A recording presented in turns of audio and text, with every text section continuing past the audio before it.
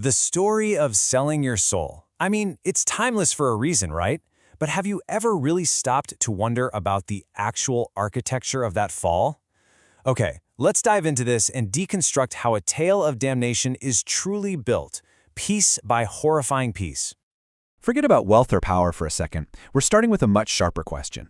What if the most effective temptation isn't for something you can hold, but for something you can know? This one idea.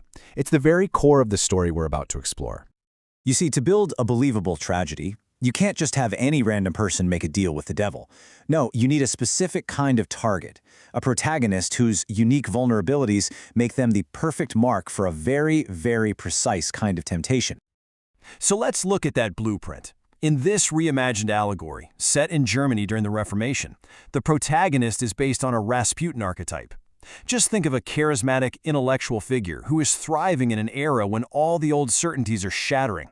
A dynamic we can still see today, really, whenever society feels unstable. Let's break down exactly what makes this person such a perfect target. We've got a charismatic scholar who's already wrestling with his faith.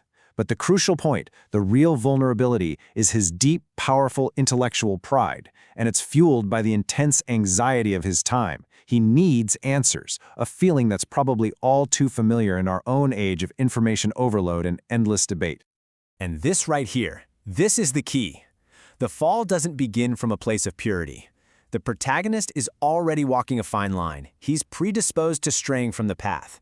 The tempter doesn't have to build a whole new road to hell, he just has to give a little push.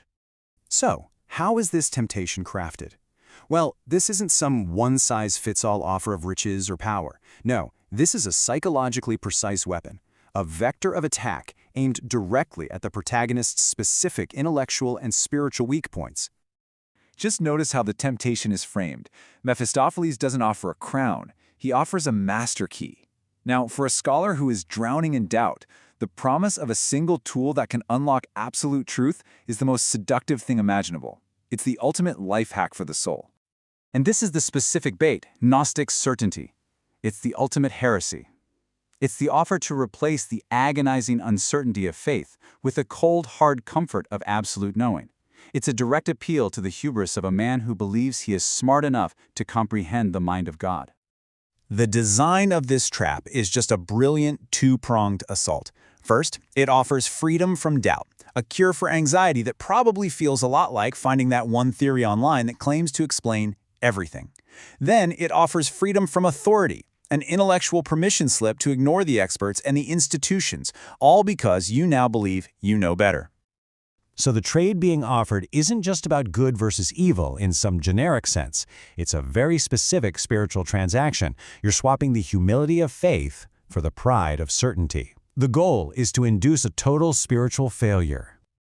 And this brings us to the final component, the pact itself. We need to stop thinking about this as some mystical, blood-signed scroll. It's much colder, much more modern. Think of it as the ultimate predatory loan. The agreement is presented as a straightforward transaction, but it's a deal that is defined by a catastrophic imbalance from the very start. The terms are clear, they are non-negotiable, and they are engineered for absolute failure. So, let's review the terms of this transaction. The principle is finite. You get a few decades of forbidden knowledge. The collateral, however, is the complete, irrevocable surrender of the soul. Repayment is due upon demise. The outcome is not a risk, it is a certainty. Inevitable and tragic foreclosure. And this really crystallizes the idea, doesn't it? Mephistopheles isn't just a demon. In this framework, he is the ultimate cynical banker, offering a high-interest loan he knows his client can never, ever repay. So, let's put all the pieces together. Now that we've seen the vulnerable target, the tailored temptation, and the predatory pact, we can see the full architecture of this cautionary tale and understand how it's built to deliver its warning. It's a logical, almost mechanical progression. You start with the flawed protagonist, you exploit his specific flaw with a tailored temptation, and then you formalize his damnation with a binding contract. Each step makes the next one pretty much inevitable. The result of this careful construction isn't an ambiguous story. It's a powerful, unambiguous warning. It's a moral allegory that's been engineered to demonstrate the catastrophic consequences of intellectual and spiritual pride. And that brings us to the final and maybe the most unsettling question. The story may be old, but the temptation is evergreen.